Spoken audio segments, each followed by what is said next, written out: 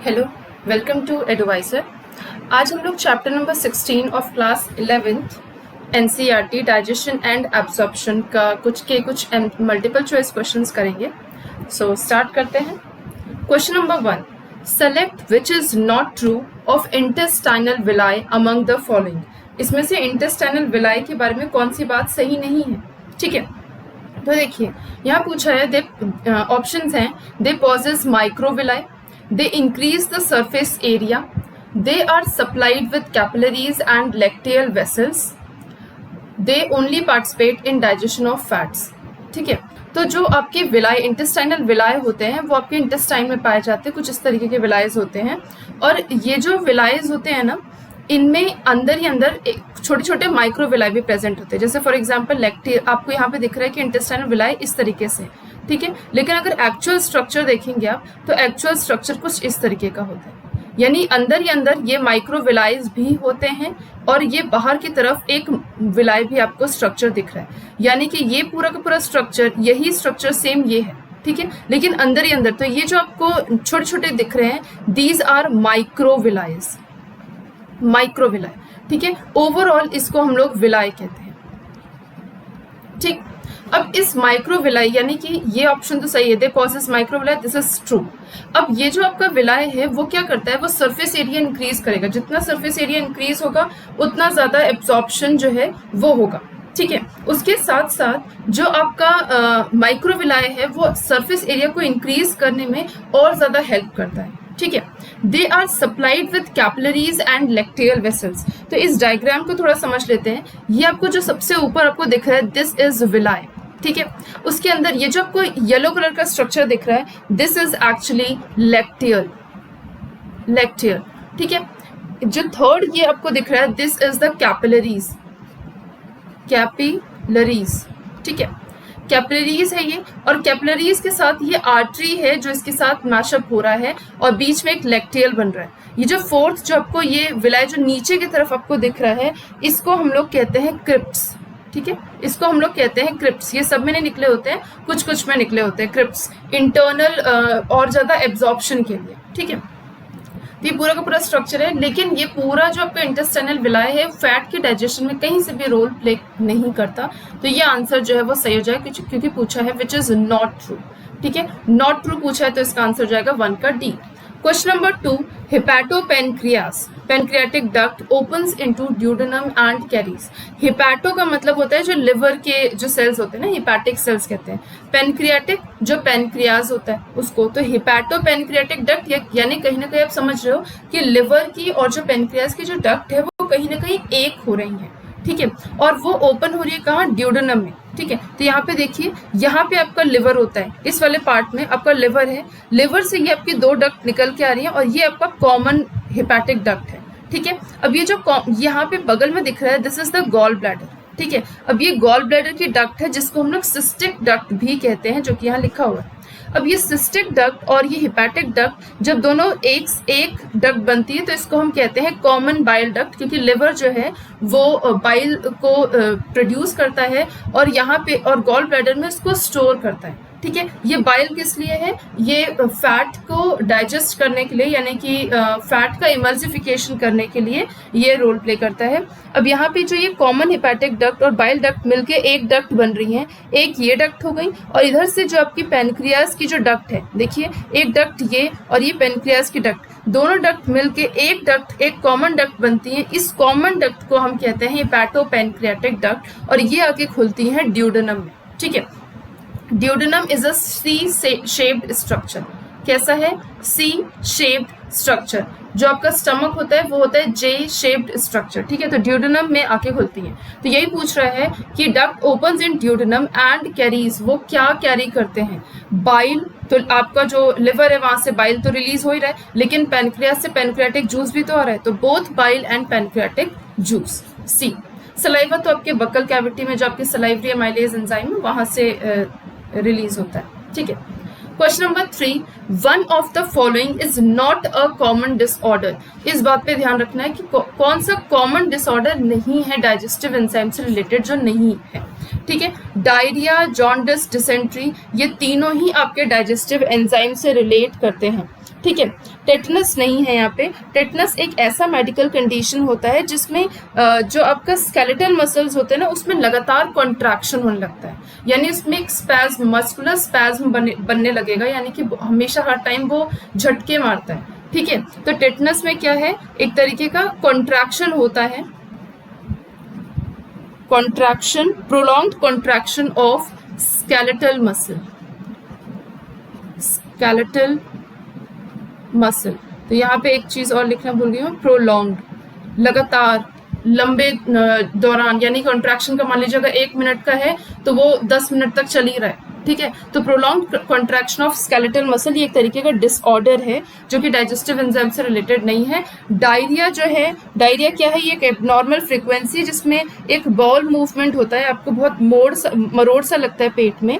ठीक है, और बहुत ही लूज मोशंस होते हैं। ठीक है, यानी कि लिक्विड, फीकल जो है वो काफी लिक्विड सा होता है। जॉन्डिस क्या है, जॉन्डिस एक तरीके का ऐसा सिम्टम है जिसमें लिवर की माल फंक्शनिंग हो जाएगी।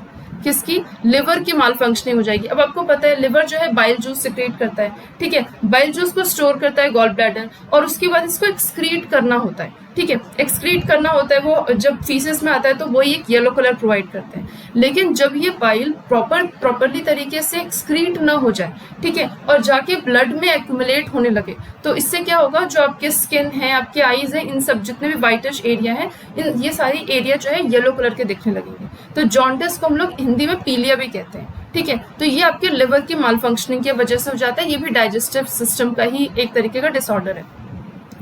थर्ड है डिसेंट्री। डिसेंट्री क्या है, एक तरीके का इन्फ्लेमेटरी डिसऑर्डर है जो कि इंटेस्टाइन में होता है, स्पेशली कोलॉन रीजन में। ठीक है, कोलॉन रीजन में होता है। वहां पे क्या होगा, जब फीकल मैटर रिलीज होगा तो उसके साथ साथ ब्लड, म्यूकस, ये सब रिलीज होगा और बहुत ज्यादा पेन होगा एब्डोमेन में, फीवर आएगा। ये सब डिसेंट्री का सिम्टम है। ठीक है, तो ये 3 तो आपके डाइजेस्टिव एंजाइम से रिलेटेड हैं, बट टेटनस नहीं रिलेट करता। यहाँ पे नॉट पूछा, इसलिए आंसर हो जाएगा ए। Question number 4, a gland not associated with the alimentary canal is, कौन सा ग्लैंड एलिमेंट्री कैनाल से एसोसिएटेड नहीं है? अभी जस्ट देखा आपने, पेनक्रियाज है, क्योंकि पेनक्रियाटिक जूस रिलीज करता है। पेनक्रियाटिक जूस जो है आपके प्रोटीन्स को, फैट्स को, इन सबको एब्जॉर्व करने, डाइजेस्ट करने में जो है वो रोल प्ले करता है। लिवर आपका बाइल जूस सिक्रीट करता है, और बाइल पता है आपको इमल्सिफिकेशन ऑफ फैट के लिए रोल प्ले करता है। Salivary gland is also important, and ये भी जो है एलिमेंट्री कैनाल से रिलेट करता है, क्योंकि ये आपके स्टार्च को, जो कार्बोहाइड्रेट है, उसको डाइजेस्ट करने में हेल्प करता है। ठीक है, बक्कल कैविटी में पाया जाता है। एड्रिनल ग्लैंड, एड्रिनल ग्लैंड जो है, जो आपकी किडनी होती है, बीन शेप्ड किडनी, उसके ऊपर से एक टोपी जैसा स्ट्रक्चर होता है, उसको हम कहते हैं एड्रिनल ग्लैंड।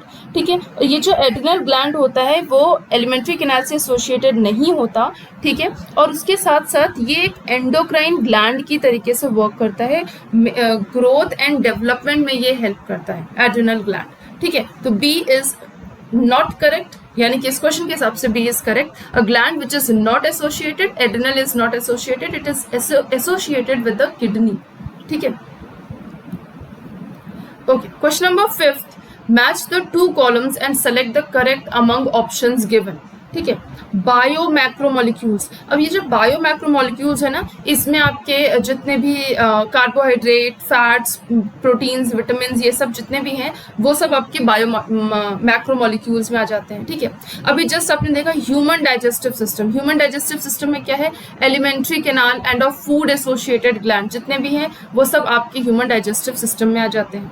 ठीक है, स्टमक के बारे में अभी मैंने बताया कि स्टमक जो है वो जे शेप्ड बैग लाइक स्ट्रक्चर है। ठीक है, थेकोडोंट क्या होता है, थेकोडोंट होता है जो आपके दांत होते हैं ना, जॉ बोन्स, वो जो जॉज होते हैं वो बोन्स में एम्बेडेड होते हैं। ठीक है, हमारी ऐसे दांत होते हैं जो जॉज में एम्बेडेड होते हैं, तो उनको हम कहते हैं थेकोडोंट। ठीक है, सेरोसा क्या है, सेरोसा जो है वो आउटर वॉल ऑफ जितने भी विसरल ऑर्गन्स, इंपॉर्टेंट ऑर्गन्स होते हैं, उसके ऊपर की जो आउटर वॉल होती है, दैट इज ऑफ सेरोसा।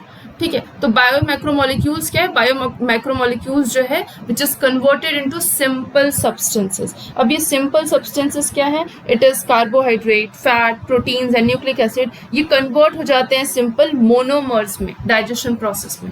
ठीक है, तो ये इसका करेक्ट होगा। तो ए का आपका है 4, ए का 4 सिर्फ एक में है, B is the correct answer. Okay, so question number 6, match the two columns and select the right one among options given. देखिए यहाँ पे ड्यूडेनम, अभी जस्ट मैंने बताया duodenum is a C shaped structure, ठीक है, जो कि स्टमक से इमर्ज करता है। उसके साथ साथ एपिग्लॉटिस, देखिए ग्लॉटिस क्या है, ग्लॉटिस विंड पाइप की ओपनिंग है। ये जो आपका विंड पाइप है ना, विंड पाइप की ओपनिंग यहाँ पे, इसको हम लोग कहते हैं ग्लॉटिस, और इसके ऊपर एक फ्लैप के तरीके से स्ट्रक्चर होता है जो कि कार्टिलेज का बना हुआ होता है, ठीक है, कार्टिलेज का, फ्लेक्सिबल बोन होती है ये, ठीक है। तो ये एपिग्लॉटिस क्या है, ये कार्टिलेजनस फ्लैप है। ग्लॉटिस क्या है, it is opening of wind pipe. और सीकम क्या है, it is a small blind sac.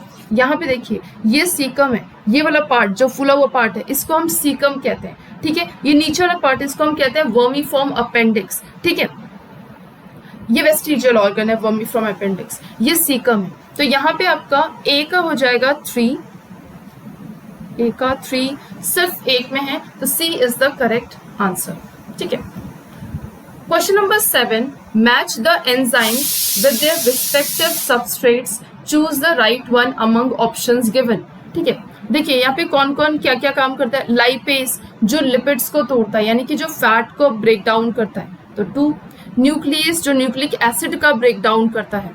डाईपेप्टाइडेजेस जो डाईपेप्टाइड्स का ब्रेक डाउन करता है, ठीक है। कार्बोक्सी पेप्टाइडेज एक ही बचा, जो प्रोटीन्स, पेप्टोन्स एंड प्रोटियोजेस का ब्रेक डाउन करता है, ठीक है। तो ए का 2 जो कि 2 में है, देन बी का 3 जो कि 2 में है, कार्बोक्सी पेप्टाइडेज सी का 4, this one, D is the correct answer, okay. Question number 8, dental formula in human being. Human being में जो डेंटल फॉर्मूला होता है वो कैसा होता है, तो आपको पता है कि हमारे पास आगे की तरफ ना 2 इंसिजर होते हैं, ठीक है। तो यहाँ पे आपके आगे की तरफ 2 इंसिजर होते हैं, एक कैनाइन होता है, प्रीमोलर आपके 2 हैं और मोलर आपके 3 हैं, तो 2 1 2 3, this is the correct answer, 8 का बी, ठीक है। अपर जॉ में आपके 16 होते हैं, लोअर जॉ में भी अगेन आपके 16 होते हैं, टोटल आपके 32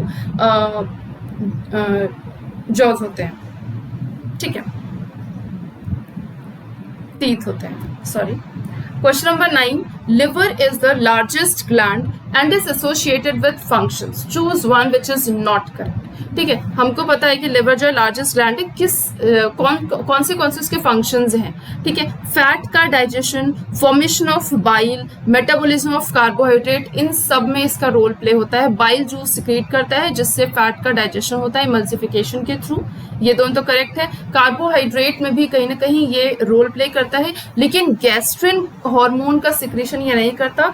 गैस्ट्रिन हार्मोन का सिक्रेशन जो है वो जी सेल्स करती हैं, ठीक है। कौन सी सेल्स करती हैं, जी सेल्स। और ये जो जी सेल्स होती हैं वो आपके पाई जाती हैं किसमें, जी सेल्स पाई जाती हैं पाइलोरिक रीजन ऑफ स्टमक में, पाइलोरिक रीजन ऑफ स्टमक के पाइलोरिक रीजन में। ये जो पाइलोरस है ना, यहाँ पे आपका जी सेल्स प्रेजेंट होता है, और ये जो जी सेल्स होती हैं वो गैस्ट्रिन रिलीज करती हैं, ठीक है, गैस्ट्रिन रिलीज करती है, ठीक है। तो ये जो गैस्ट्रिन है it is secreted by G cells in pyloric region of stomach and it stimulates gastric glands to secrete and release gastric juices, ठीक है। तो ये क्या रिलीज करेगा, गैस्ट्रिक जूसेस, ठीक है। So last question number 10, mark the right statement among the following. इसमें से राइट स्टेटमेंट बताइए। Trypsinogen is an inactive enzyme, true. Trypsinogen is secreted by intestinal mucosa, नहीं। ट्रिप्सिनोजेन जो है वो इनएक्टिव पेनक्रियाटिक एंजाइम है और ये पेनक्रियास से सिक्रीट होता है, सिक्रीटेड बाय पेनक्रियास जो यहाँ लिखा है। और उसके बाद देखिए ये पेनक्रियास से सिक्रीट होता है and it is activated by, trypsinogen is activated by enterokinase, ठीक है। ट्रिप्सिनोजेन ये कैसा है, ये इनएक्टिव है, ठीक है, ये इनएक्टिव है। अभी इसको एक्टिवेट किया, एक्टिवेट किसने किया, इसको एक्टिवेट किया, एक्टिवेटेड बाय एंटेरोकाइनेज, एंटेरोकाइनेज। ये एंटेरोकाइनेज कहाँ से आया, ये एंटेरोकाइनेज को बनाया है इंटेस्टाइनल म्यूकोजा ने, इंटेस्टाइनल म्यूकोजा ने, ठीक है। ये ट्रिप्सिनोजन कहाँ से आए? ये ट्रिप्सिनोजन एक इनएक्टिव एंजाइम है जिसको सिक्रीट किया है किसने? पेनक्रियाज ने, ठीक है। ये बात आपको समझ में आ गई होगी, ठीक है। अब ये जो ट्रिप्सिनोजन है जब ये एक्टिव होता है तो इट फॉर्म ट्रिप्सिन, ठीक है। ये ट्रिप्सिन होता है और ये फिर ट्रिप्सिन जो है दूसरे जितने भी पैनक्रियाटिक एंजाइम्स होते हैं या जो भी एंजाइम की जरूरत होती है उसको फिर ये एक्टिवेट करता है, ठीक है। सो आपका क्वेश्चन नंबर 10 का आंसर हो जाएगा A, trypsinogen is an inactive enzyme. So with this हमारा chapter number 16 is also completed. Thank you.